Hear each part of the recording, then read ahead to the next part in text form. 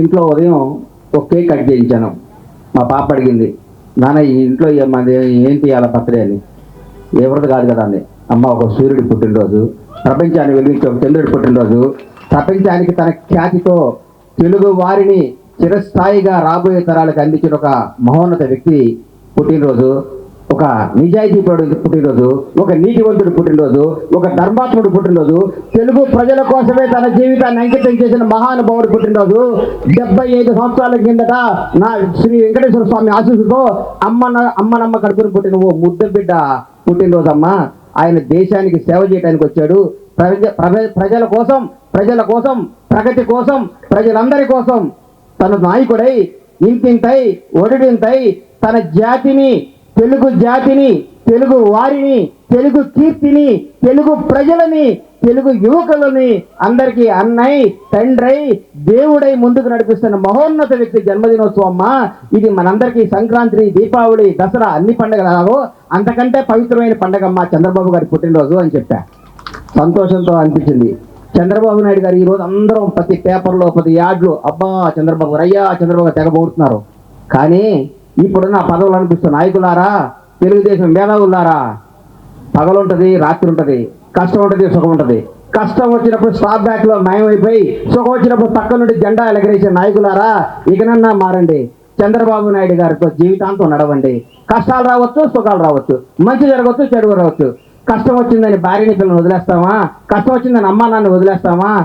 Party ఓడిపోయిందని stop బ్యాక్లో అయిపోయి నాయకులారా, ఇక నుంచైనా రాబోయే తరాలకి దయచేసి చెప్తున్నా, మీరు చేసే ప్రతి నిర్ణయం, మీరు చేసే ప్రతి ఒక్కటి జీవితాంతం చంద్రబాబు నాయుడు లాంటి మేధావితో, చంద్రబాబు నాయుడు ఒక సంస్కరణకర్తతో, చంద్రబాబు నాయుడు ఒక నిజాయితీ పడుతూ, చంద్రబాబు నాయుడు ఒక గొప్ప వ్యక్తిత్వం కలవాడుతూ, చంద్రబాబు నాయుడు ఒక విజయం ఉన్న లీడర్తో నడిస్తే మన పిల్లలకి, వాళ్ళ పిల్లలకు కూడా ఒక మంచి భవిష్యత్తు ఇచ్చిన వాళ్ళం అవుతాం.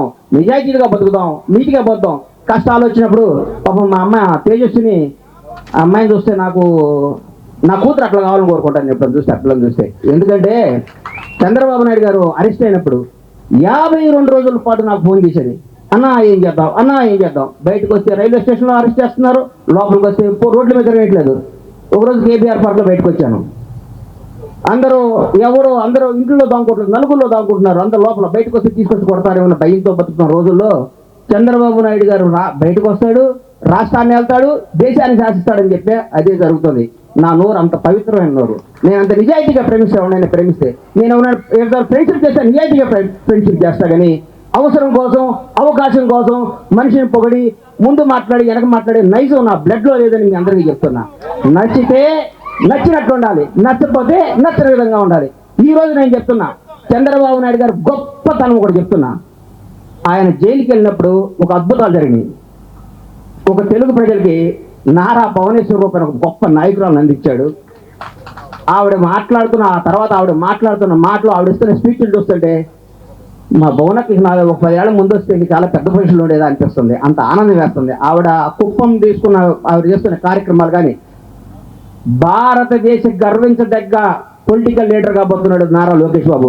ఎంత చేంజ్ అండి మనిషిలో, ఎంత ప్రవర్తన మార్పండి. ఒక వ్యక్తి ఇట్లా మారతాడా? అది చంద్రబాబు నాయుడు కొడుకే సాధ్యం, చంద్రబాబు నాయుడు పెంపకమే సాధ్యం, భువనేశ్వర్ గారి పెంపకమే సాధ్యం అనిపించింది. ఇలాంటి పుట్టినరోజున చంద్రబాబు నాయుడు ఇంకా ఎన్నో చేసుకోవాలి. మీ అందరికీ చెప్తున్నా, సచ్చినా బతికినా ఉన్నా లేకపోయినా చంద్రన్న మన నాయకుడు చంద్రబాబు, మన జాతి చంద్రబాబు జాతి, మన ఓటు చంద్రబాబుకి, మన కీర్తి చంద్రబాబుకి, మన శ్వాస చంద్రబాబుకి, మన ప్రాణం పోయే వరకు చంద్రబాబు నాయుడు శ్వాసిస్తూ చెప్పాలి. మీ అందరికీ ఒక ఇన్సిడెంట్ చెప్తాను. ప్రతి ఒక్కళ్ళు చంద్రబాబు నాయుడు సహాయం చేయడు పట్టించుకోరు అని తెలిసినాడు తెలియనాడు ఒక ఊతపోతాం సరదాగా. 2000లో తర్వాత అప్పుడు జరిగింది. మార్చి 26వ తారీఖు నాడు, మొన్న మార్చి 23వ తారీఖు నాడు నేను ఒక 5 సంవత్సరాల నుంచి ఒక చిన్న సమస్యతో స్ట్రగుల్ అవుతున్నా. ఎవరికి చెప్పలేను, ఎక్కడో ఇరుక్కోకుండా. మార్చి 30వ తారీఖు డేట్ అయిపోద్ది, అంటే దాదాపు 15 రోజుల ముందు. లాస్ట్ సహాయం చేస్తాను ఒక పెద్ద ఆయన, గణేష్ ఇప్పుడు కుదరదు, చాలా ఇబ్బంది అవుద్ది అన్నాడు. సరే ఇంటికి వచ్చి ఆదివారం 23వ తారీఖు నాడు నిద్రపోయారు. 4 గంటకి మా భార్య బావా ఎందుకు టెన్షన్ పడతావు, ఏదైతే వదవుతులే అంది. అని ఒకసారి సార్ని అడగొచ్చు కదా అంది. సార్ని పోయి ఇప్పుడు ఆయన ముఖ్యమంత్రి, ఆయన పోయి నేనేం అడిగాను చెప్పు అన్నా. ఒకసారి ట్రై చేయండి. నేను మా రాజగోపాల్కి ఫోన్ చేశా, అన్నారు నేను సార్ని కలవాలి అని. రేపు వచ్చి విజయవాడ వచ్చి కలవు అన్నాడు. అరే రేపు పొద్దున కల్లా ప్రాణం పోద్దా, ఇవాళ కలవాలి అన్న. 15 నిమిషాల్లో ఫోన్ చేసి సార్ 6:30కి రమ్మన్నారని చెప్పారు. 6:30కి వెళ్ళాను. 7 o'clock సార్ బేగంపేట ఎయిర్పోర్ట్కి వెళ్తున్నారు.